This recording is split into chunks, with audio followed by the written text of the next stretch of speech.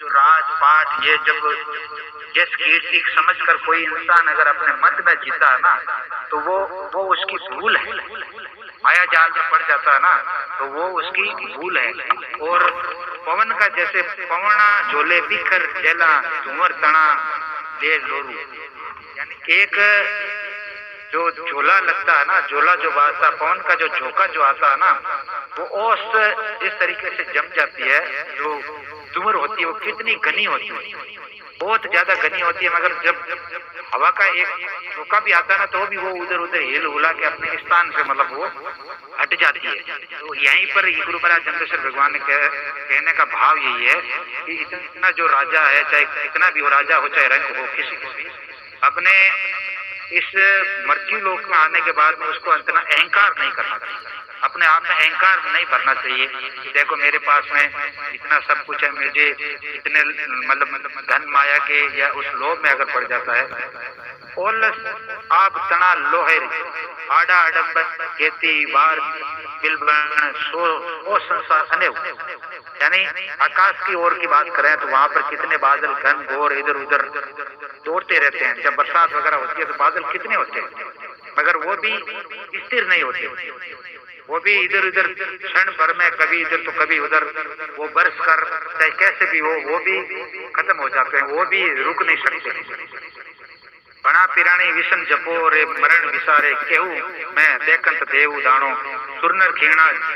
जम्बू मंजे रचे न रही बात है। यानी इस धराधाम पर जम्बू यानी इस धरती पर जम्बू, जो भी आपने बताया कि भाई ये हो सकता है कि भारत देश का नाम जम्बू हो या और भी कुछ भी हो, जो भी है इस धराधाम के अंदर में कोई जीवित नहीं रह सकता है, कोई अमर नहीं है। अगर कुछ अमर है तो वो परम पिता परमेश्वर है, वो साक्षात है,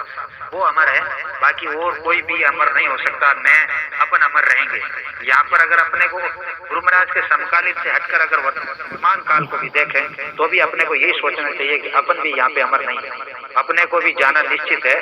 इसी प्रकार से जिस प्रकार से धुआं वगैरह जो होती है, ओस जो होती है, वो जैसे सूरज उगता है और उसकी थोड़ी सी किरणें जो पड़ती है, वो ओस की जो भी बूंदें होती है वो भी नष्ट हो जाती है। हे भूले, हे गुरु महाराज ने कहते हैं ना कि भूला पुरानी विषम जपोरे मरण विसारो करो। भूले हुए इंसान जिस तरीके से जो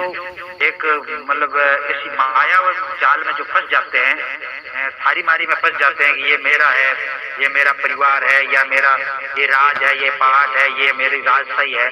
अगर वो उसमें फंस जाता है तो भूला हुआ प्राणी है, क्योंकि वो विष्णु को जपता नहीं। तो यही है नदियां नीर छीलर पानी धुवर तना जे मेव, मतलब नदी जैसी जो नदियां चलती है उनका भी नीर स्थिर नहीं रहता है, वो नदियां हमेशा नहीं चल सकती। आज भी देख लीजिए आप, कई नदियां के उदाहरण आप देख लीजिए, जो बड़ी बड़ी विशाल नदियां थी वो आज लुप्त हो चुकी है। तो ये गुरु महाराज चंद्रेश्वर भगवान अपने को समझाने के लिए कह रहे हैं कि जो ये नदी की जो धारा बहती है ना, ये भी स्थिर नहीं है, ये भी नहीं रह मतलब हमेशा के लिए ये भी नहीं चल सकती, उनको भी रुकना पड़ता है, फिर चलते हैं, कभी बाढ़ आती है, कभी कुछ होती है, यानी स्थिर चीज कुछ नहीं है। गुरु महाराज चंद्रेश्वर भगवान ने ये चीजें बताई है, जैसे कि बात वो पीछे जो लास्ट पंक्ति में आकर बात ठहरी थी, आशा सास निराश भइलो होशी रण निरंडी देव पवना झोले बिखर जेणा बिलनी क्यों, यानी ये जो शरीर है इसके अपन अगर अपने अभिमान करते हैं, गर्व करते हैं, ये भी इसका भी कोई मतलब ये भी आश्रित नहीं है, मतलब किसी के ऊपर में टिका हुआ नहीं है, इसका भी कोई नहीं है। ये भी शरीर जो है ना अपने खुद का शरीर है, ये भी मतलब निर्धन की तरह है,